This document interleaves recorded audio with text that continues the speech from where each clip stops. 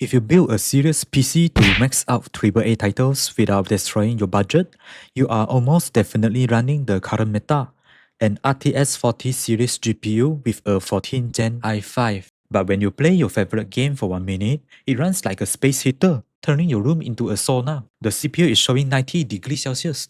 You ask yourself, is this normal? Is this what everyone else gets? Let me tell you, absolutely not. You are being robbed of performance and your CPU chip is paying the price. You can call the helpline and talk to the manager who sold you the CPU chip, or you can let me show you how to fix and manage your setting.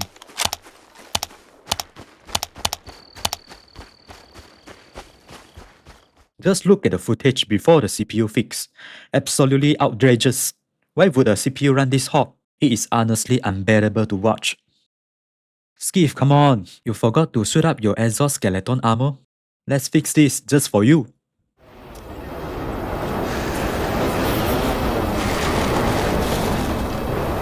Hit delete key a few times when you start Windows and go into BIOS. Go to overclock, advanced CPU configuration, CPU Lite Load, change from the default setting, in my case 22 down to 11. Go back to settings, save and exit. Save changes and reboot, and finally, hit yes. Now you can check how your CPU temperature drops from a space heater to a cool, natural baseline. I'm using Cinebench 2026 to stress test my CPU instead of using real games. Reason being, most modern titles dump the heavy lifting onto your GPU, leaving your CPU shooting at 20% to 30% usage. That isn't a stress test, that's a walk in the park. To actually validate our stability, we need to log some serious data, which is why we deploy Cinebench 2026. This tool pushes every core to 100% load. It forces the motherboard to hit its absolute voltage floor. If our CPU Lite Load profile can survive this heavy rendering test without crashing and without triggering the hidden performance throttling, then it will handle any game you throw at it with absolute ease. Look at the difference. My Cinebench 2026 score jumps from 5143 to 5253. Voltage dropped from 1.412 to 1.29 voltage at max.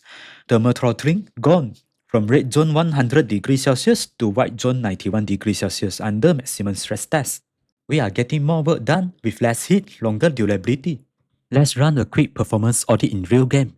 On the left, with Lite Load Mode 22, CPU hits around 80 degrees Celsius to 90 degrees Celsius. This department is running way too hot. On the right, with Lite Load Mode 11, CPU hits 69 degrees Celsius. Same setting, same game, but we are 15 degrees Celsius cooler while maintaining the FPS. That's the advantage we are aiming for: lower temperature, higher output, zero wasted energy, efficiency. So guys, do you see now? On default settings, my MSI board was pushing 1.412 voltage to the CPU, way more than it actually needs.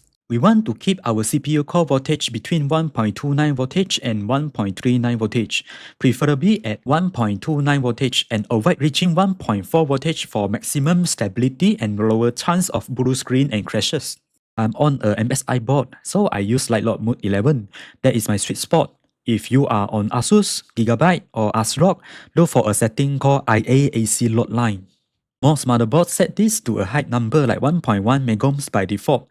Dropping this to 0.8 or 0.7 megohm usually give you 15 degrees Celsius drop without losing FPS, and is stable for almost 99% of CPUs. This number may be your sweet spot too. Every CPU silicon quality is different. If your PC crashes or blue screens, simply raise the value. For example, if MSI Lite Load Mode 10 crashes, go to 11. If 0.7 megohm crashes, go to 0.8 megohm. Your goal is to find the lowest number that maintains system stability and FPS. As I adjust the setting, I drop my CPU temperature by 15 degrees Celsius without compromising the FPS. You can have the best thermal paste and cooler in the world, but it cannot stop a chip from requesting 1.4 voltage above unnecessarily on default setting from your motherboard and cause high temperature despite low CPU usage, like only 20% usage. This is the pain point of all Intel 13 and 14 Gen CPU owners. The only way to stop that heat is through the software fix. There's nothing more frustrating than spending thousands on high-end hardware only to have it perform like a space heater and killing your own chip over time. 1.25 voltage to 1.32 voltage is usually the optimized sweet spot for modern high-performance chips under heavy load, where you get maximum performance, acceptable temperatures, and perfect stability. Why 1.29 voltage is recommended here?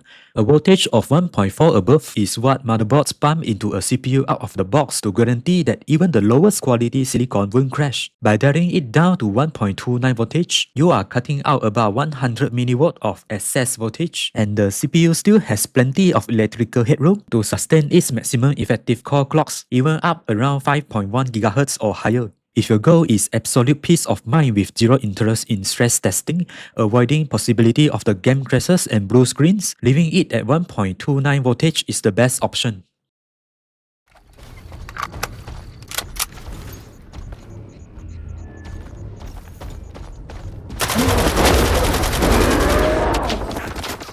Skiff is at peak efficiency. He is not just killing zombies, he is executing their permanent removal.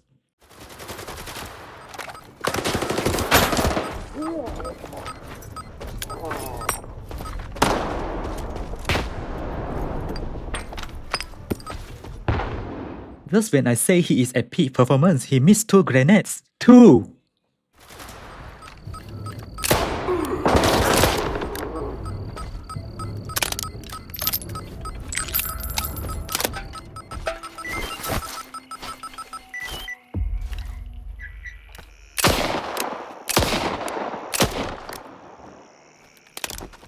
Need more training, I guess, but this is still a high efficiency execution.